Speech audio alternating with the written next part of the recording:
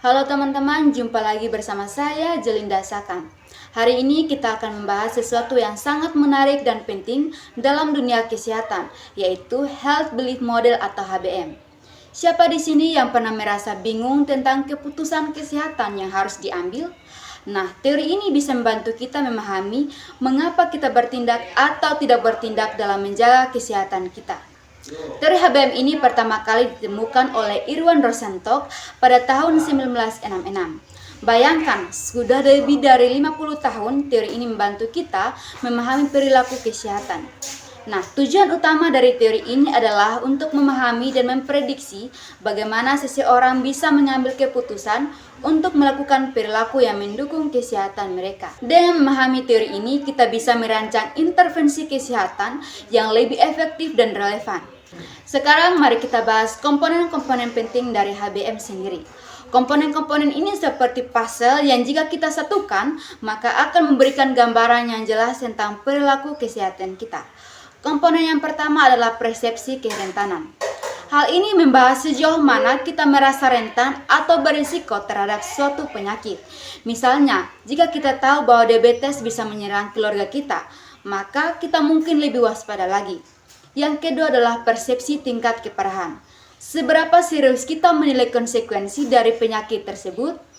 Jika kita percaya bahwa diabetes bisa menyebabkan komplikasi serius, maka kita akan lebih termotivasi untuk mencegahnya.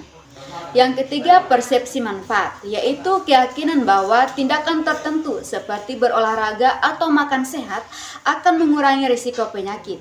Misalnya, jika kita yakin bahwa dengan berolahraga kita bisa mengontrol gula darah, maka kita akan lebih bersemangat untuk melakukannya. Yang keempat, persepsi hambatan. Apa saja yang menghalangi kita untuk bertindak? Mungkin kita merasa malas atau takut dan jarang suntik. Ini adalah suatu tantangan yang harus kita atasi. Yang kelima adalah keyakinan diri. Seberapa percaya diri kita dalam kemampuan untuk melakukan tindakan yang dianjurkan? Jika kita merasa mampu, maka kita akan lebih mungkin untuk melakukannya. Mari kita lihat contoh nyata penerapan teori HBM dalam konteks diabetes mellitus seperti yang telah dibahas dalam artikel dari Jurnal Farmasi Indonesia, di mana penelitian ini menganalisis kepatuhan pasien diabetes mellitus tipe 2 dalam menggunakan insulin dengan pendekatan HBM. Dalam persepsi kerentanan, di mana pasien yang menyadari bahwa mereka berisiko tinggi mengalami komplikasi diabetes jika tidak menggunakan insulin dengan benar, cenderung lebih patuh. Ini seperti menyadari bahwa kita perlu menjaga kesehatan agar tidak terjebak dalam masalah yang lebih besar.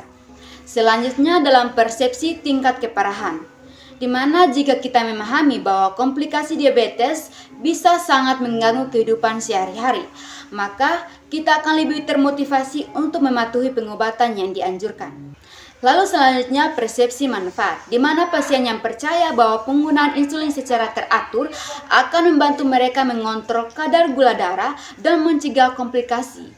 Hal ini lebih mungkin untuk mematuhi pengobatan. Ini seperti memiliki peta yang menunjukkan jalan menuju kesehatan yang lebih baik, sehingga kita bisa mencegah komplikasi diabetes yang ada. Selanjutnya, persepsi hambatan. Hambatan seperti ketakutan terhadap jarum suntik atau kurangnya pengetahuan tentang cara menyuntik insulin dapat mengurangi kepatuhan. Disinilah edukasi dan dukungan dari tenaga kesehatan sangatlah penting. Yang terakhir adalah keyakinan diri, di mana pasien yang merasa percaya diri dalam kemampuan mereka untuk menyuntik insulin dengan benar cenderung lebih patuh. Ketika kita merasa mampu, maka kita akan lebih berani untuk mengambil langkah. Dengan demikian, HBM dapat digunakan untuk merancang intervensi kesehatan yang lebih efektif dan relevan, sehingga dapat mendorong individu untuk mengambil tindakan yang mendukung kesehatan mereka. Demikian pembahasan singkat tentang teori Health Belief Model. Semoga video ini bisa bermanfaat dan membantu teman-teman dalam memahami bagaimana teori ini bekerja dalam kehidupan sehari-hari.